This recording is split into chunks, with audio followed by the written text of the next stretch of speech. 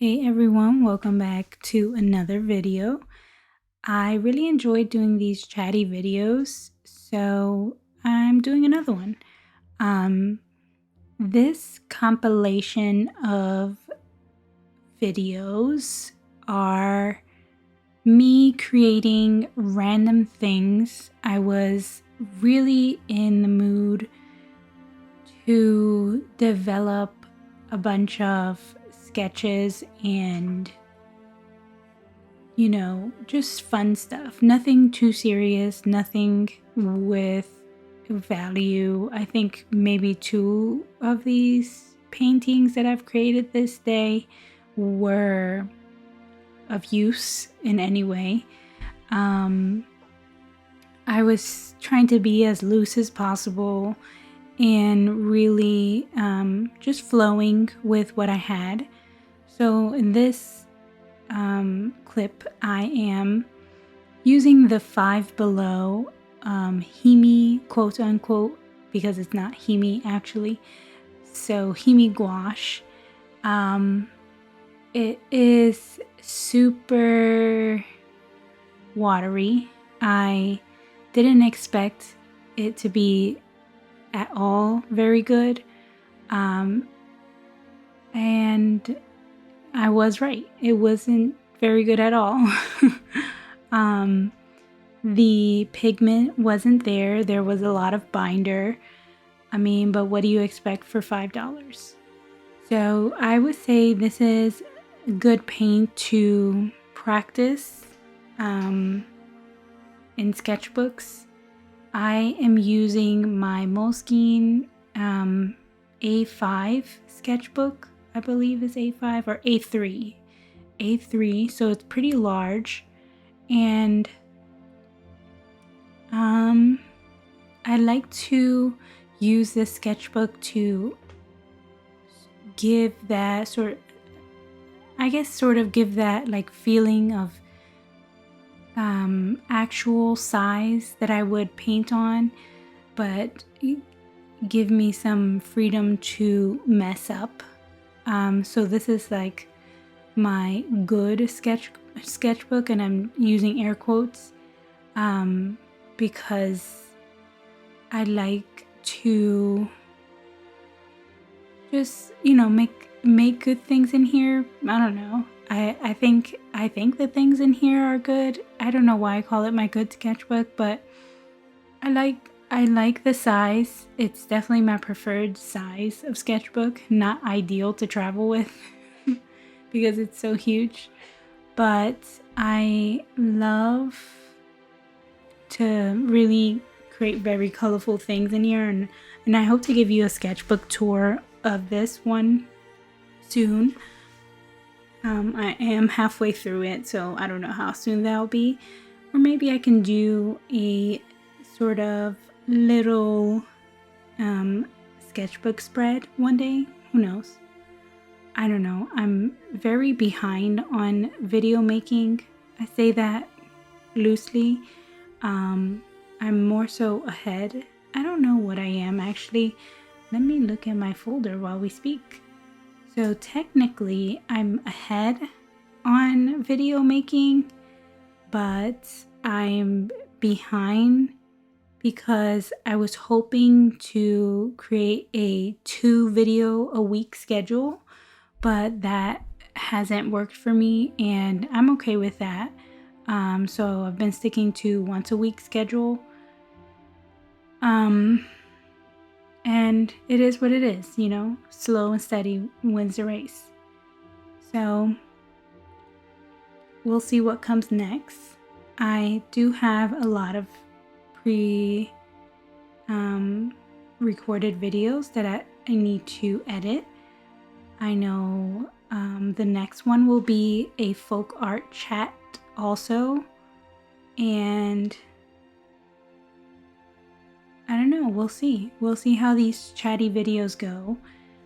But the next thing that I create is a another little self-portrait. So you see me here prepping the canvas for the painting to come after the self-portrait. So what I am using is matte medium, and I like to use these wood panels. So you'll see that I use oil pastels on this wood panel, and I love to experiment with things that aren't typical for said things. So using oil pastel on a wood panel isn't traditional. I'm not exactly sure the history of wood panel and oil pastel, and if that's been done before. I guess I should look it up and get more history on it.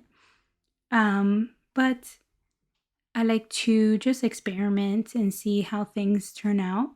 So I set that aside and start working on another piece that should be coming shortly.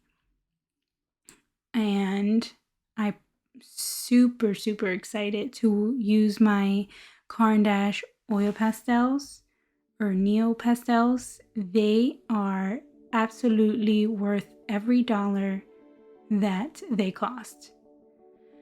I use them on paper. I overlay with paint underneath. I've of course used this panel, and you'll see that shortly, but I really enjoy oil pastel that is not too soft and not too dry, and they found the right oil consistency for these.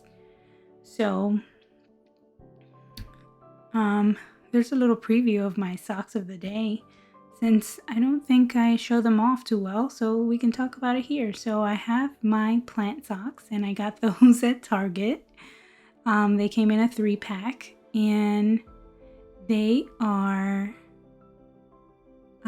really comfy, very thin, nothing too spectacular. And they came with a pack of 3, so 3 for $3, $1 each pretty much. And that's the socks of the day, by mistake.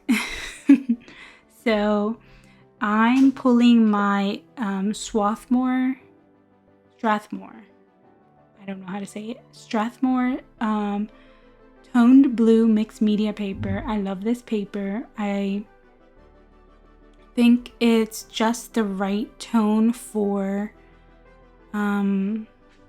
painting on and doing things on.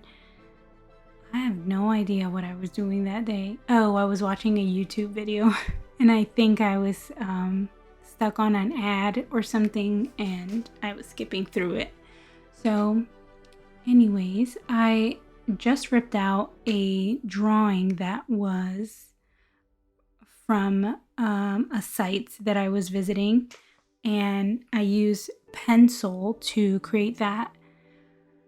So diving into this self-portrait, I really want to practice face making in an abstract way, and I'm not sure that I've found my style yet. I mention this all the time. I love Sandy Hester. She is absolutely amazing at creating abstract work.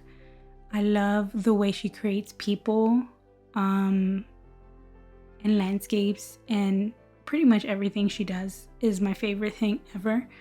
And it is the hardest thing to master. Like, I really do believe that she's a master. And some people may talk about how, oh, I could have done that, a kid could have done that, and people say mean things all the time, unfortunately, but it really does take a true skill and talent to know the rules and break them, and then still create a masterpiece afterwards. And we know that yes, you can create a masterpiece by looking at something, but to look at something and then transform it, I'm not saying this very well, but what I'm trying to say is I can look at something and make my image look exactly like that. That's the easy stuff for me. That's super talented, I don't know what I'm trying to say, but it's a given. If you're an artist and you're able to replicate exactly what you see, sure, fine. For me, that's not impressive. I personally think people that can look at something and make it abstractly or obscured, that is my favorite type of art. Even illustration and those that create characters and create things from their imagination. Another great artist is Black Bean on YouTube, Christian. He's another master of creating abstract faces. They appear to be realistic in the shadows and form, but they're abstract in a way that is extremely hard to do. And I do believe that that's a skill and talent to acquire.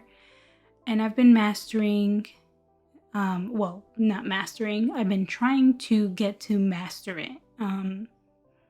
Very hard to do. All of that to be said, I did enjoy this picture, and I called it a self-portrait because it kind of looks like me. Not necessarily, but I do like to wear buns. I love pink shirts. I worked a lot on figures and body paintings and painting abstractly, just, random blobs. But I would always avoid painting faces. And there are a couple, pieces of art that I've done that represented a face and appeared to be a face. And those were very early on when I was learning. So my high school self-portrait looks exactly like me. I did a self-portrait in college. It turned out to be terrible. And that's primarily because it was in oil and I was learning oil while learning how to do self-portraits. So the difference between those two, so my high school self-portrait was in pencil. I mastered pencil. I knew how to do graphite. So it was more so learning how to do the self-portrait. But when they threw in the mix of learning two things at once, I think I fumbled a bit, and it wasn't as strong in the abstract way nor in the realistic way. So there is a way of achieving the abstract or sort of I like to call it making and breaking the grid. It's actually a textbook that my students read in college. And it's really like breaking the rules. You know the rules, but after you've acquired all the lessons, you can break them because you know the formation of the face, you know where the figure may sort of lie at, unless if you're absolutely trying to create a blob form. I think to break the grid is to master the work of art or the work of design. Yeah. So I'm still working on that. I think I could do better. This face in particular was okay. I think her head is a bit smaller than her body, so proportionately, I was struggling. I love to work on skin tones. I really love adding pinks in skin tones. Pinks and purples are my favorite. And the tone of paper really worked for this piece. She turned out okay. I put her in my art market, and if you haven't seen that video, I'll link it up in the cards. Yeah, I'm glad she didn't sell because I wasn't ready to sell her yet. I'm still enjoying her. So overall, the Caran d'Ache Neo Pastels are a 10 out of 10. Definitely recommend. They're smooth but not too oily. They layer very well, and you'll see when I start to get into the panel. Very impressive on matte medium. I wish I would have did a little area that was not covered in matte medium to see how they perform. But again, matte medium is meant to perform as a canvas in any way. So it's more so to be sure that the pigment is being picked up. So the moment I started to use the pastels on the board, I was in love. I really enjoyed the pigment. It looks different on the paper than the panel. Maybe it's the contrast between the dark bluish gray and the wood tones. I've been playing around with this way of sort of cross hatching, and I'm creating a landscape in here. Yeah, I really loved the pigment here. Some challenges I would say that I had with the Neo colors was probably the paper. It's pretty annoying to remove the paper, and then once you get to a certain point, you don't know what color it is anymore. And they, wear down really fast. But it's the nature of the game. I think, what can I say? I think overall, I had a lot of fun just like diving into different mediums. And this is a good example of how to break free from art block. I believe this day, I didn't necessarily have art block this day or this week. I just was actually craving to create. I had just finished doing my art haul the day before, and I really wanted to dive into a lot of the new materials that I purchased, and I just went for it. I did everything possible. So you'll see that I eventually come back to that sketchbook painting and start to touch things up. So I really enjoy a lot of the textures. So I guess I can jump into some common questions that I think may arise when creating mixed media. So some people may wonder how to combine different mediums or what mediums to combine. Honestly, I think of it as a science. So you always want to make sure that the water-based mediums are placed down first. So you don't want to place oil down first and then put water-based mediums, because just think of it as a water oil mixture. That won't mix well, and it also won't layer very well. Another thing to think about. So there are several things that I've layered. I would say I've layered with oil pastels in particular, pencil, acrylics. I've layered water soluble marabou pens or art crayons. I've layered with I can't think of any. I think gouache, watercolor. So really thinking about, the science of how water and oil mix. In this situation, because I layered the oil first, I actually didn't do anything else with this one.